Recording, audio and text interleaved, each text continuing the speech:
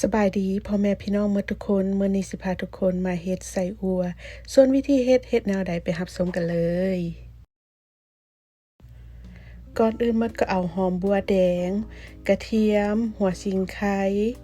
แล้วก็หอมบัวใหญ่ใบขี้หูดเอาไปบดหรือว่าเอาไปตำให้มุนละเอียดดีเนาะมื้อนี้จะใช้ซีนหมูบดติดมัน2กิโลเนาะที่สำคัญเด้อเฮ็ดซีนอั่วนี่ต้องใส่หมูที่มันติดมันเนาะถ้าบ่ซัดแล้วไส้อั่วมันสิแห้งปิ้งแล้วบ่แซ่บหันนะหลังจากนั้นก็ใส่เกลือครึ่งบวงกาแฟแป้งนัว1บวงกาแฟน้ำตาล2บวงแกงแล้วก็คะน้อ2บวงแกงซีอิ๊ว3บวงแกงซอสหอยนางรม3บวงแกงต่อไปก็เอา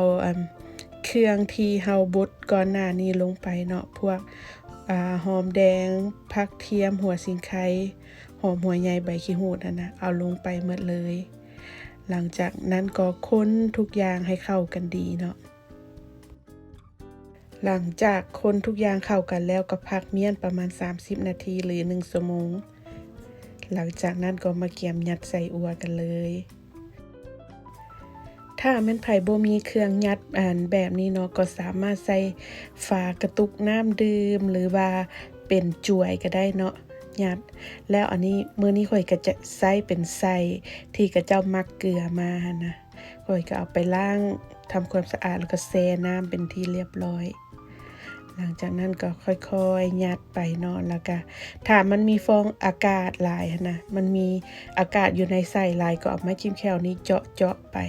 หลังจากนั้นก็มัดเป็นข้อเนาะสั้นยาวตามใจมักเลยเนาะว่าไผมักสั้นมักยาวส่ำใด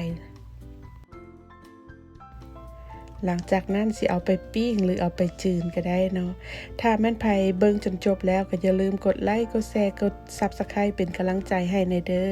แล้วพบกันใหม่วิดีโอหน้าบ๊ายบาย